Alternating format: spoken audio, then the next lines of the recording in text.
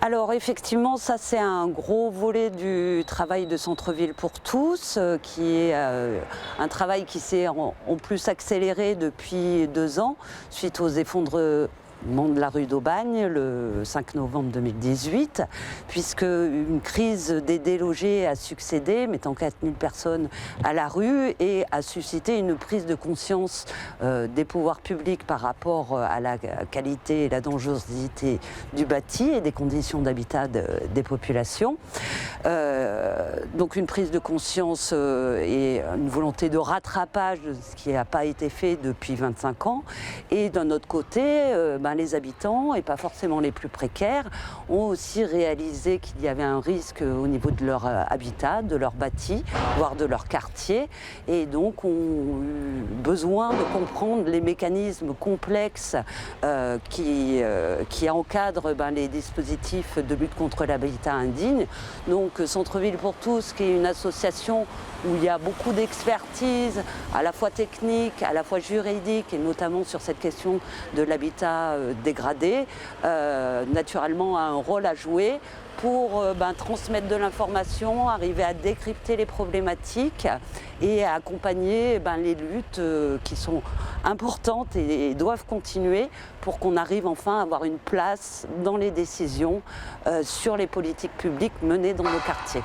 Donc aujourd'hui, on a un nouveau projet qui est prévu pour lutter contre l'habitat indigne. Ça s'appelle le plan partenarial d'aménagement.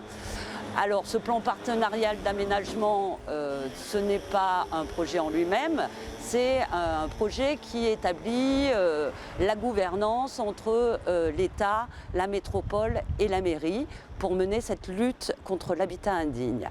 Donc par la suite, il y aura des projets qui vont probablement aussi émerger des études qui existaient avant. Les quartiers ne sont pas non plus sans projet, mais aujourd'hui, on regarde comment les institutions vont arriver à travailler entre elles et à arrêter de s'envoyer la patate chaude pour ne rien faire.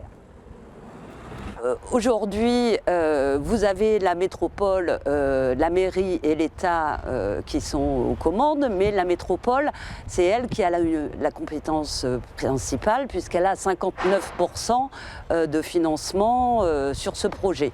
L'État en a 39, je crois, et la ville de Marseille en a que 6%.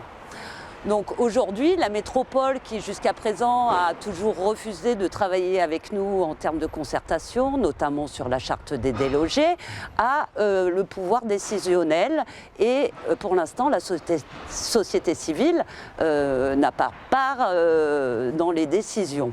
De plus, il y a eu une annonce quand même de Martine Vassal qui nous a inquiétés puisqu'elle a décidé de confier tout ce qui était concertation à la ville de Marseille, ce qui éloigne encore plus la société civile du décisionnel. Donc on se pose bien entendu la question de comment ça va se passer et puis ça montre l'importance aussi des collectifs de toute nature, d'associations, de se mobiliser vis-à-vis de ça pour qu'on ne soit pas encore le parent pauvre des décisions. Mais il y a une actualité récente qui quand même ouvre des portes. Dernièrement, il y a eu une réunion avec la ministre du Logement qui a bien parlé de codécision avec la société civile et non pas de concertation. Et Martine Vassal a aussi décidé de co-gouverner le futur outil qui doit mettre en œuvre le projet avec la ville de Marseille. Donc là, c'est une porte entrebâillée qu'il faut se saisir, dont il faut se saisir, et Centre-Ville pour tous, bien entendu, accompagné des autres collectifs et du partenariat qu'elle tisse depuis des années sur le terrain, sera là pour mobiliser et permettre aussi à tout citoyen de comprendre les enjeux et les dispositifs qui sont mis en œuvre. Alors nous sommes rue Clovis-Hugues à la Belle de Mai, je suis habitante d'ailleurs de la Belle de Mai, et la rue Clovis-Hugues va faire partie, est un des 4 îlots qui ont été repérés pour la première phase du projet partenarial d'aménagement. Il y a plus de 500 logements qui sont concernés, ce qui représente 103 immeubles, donc ça va être important. Et la rue Clovis-Hugues a été également une des premières rues où des immeubles ont été évacués dans les suites des effondrements en novembre 2018.